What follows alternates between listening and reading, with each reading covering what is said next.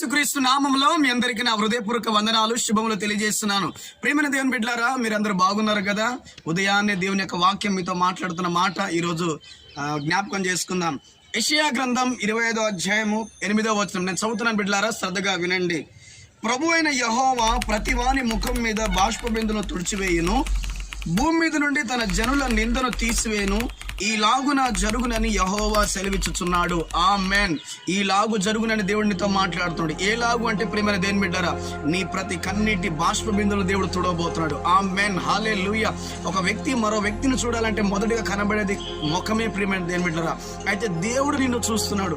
దేవుడు నిన్ను చూడగానే, యేసుక్రీస్తు నిన్ను చూడగానే తన కనబడేది నీ దుఃఖంతో నిందతో ఉన్న కన్నీరు కనబడుతుంది. ప్రియమైన దేవుని బిడ్డలారా, అయితే ప్రభు అంటున్న మాట, నీ కన్నీటిని, నీ యొక్క బాష్ప బిందుని తుడిచివేస్తున్నాను అని మాట్లాడుతున్నాడు. హల్లెలూయా. జనులు తెచ్చిన నిందను, జనులు తెచ్చుతున్న అవమానాన్ని, ఆ యొక్క అవమానం ఏం చేస్తుందంటే నిన్ను కూర్చుండబెట్టేస్తుంది. ప్రియమైన దేవుని బిడ్డలారా, నిన్ను కన్నీరులో ముంచి వేస్తుంది. కానీ నీవు కన్నీరుతో ఉన్నప్పుడు ఏ వ్యక్తి నిన్ను చూడడు, హేళనగా చూస్తారు. కన్నీరులో ఉన్నావని చెప్పేసి అపహసిస్తారు, నిన్ను నిందిస్తారు. కానీ ప్రభు అయితే ఏం చేస్తాడు, నీ దగ్గరకు వచ్చి నిన్ను లేవనెత్తి నీ ముఖం మీద ఉన్న కన్నీటిని అలా తుడిచేసి నిన్ను ఆదరించబోతున్నాడు. ప్రేమ దేవుని బిడ్డలారా, హల్లెలూయా. ప్రతి బాష్ప బిందును తుడుస్తున్నాను అని మాట్లాడుతున్నాడు.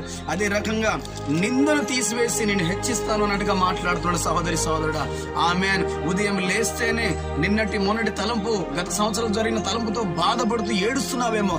నువ్వు ప్రార్థనలకు వెళ్ళక ముందే నిన్ను ఆ బాధ అణిచివేస్తుందేమో. కానీ దేవుడు నువ్వు ప్రార్థిస్తుండగా ఇదిగో నీ బాష్ప బిందును తుడిచి వేస్తున్నాడు యేసు నామములో.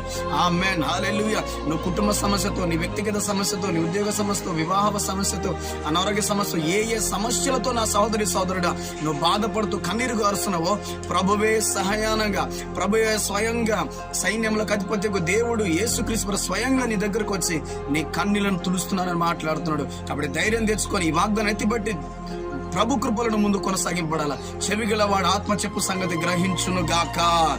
ఆమేన్.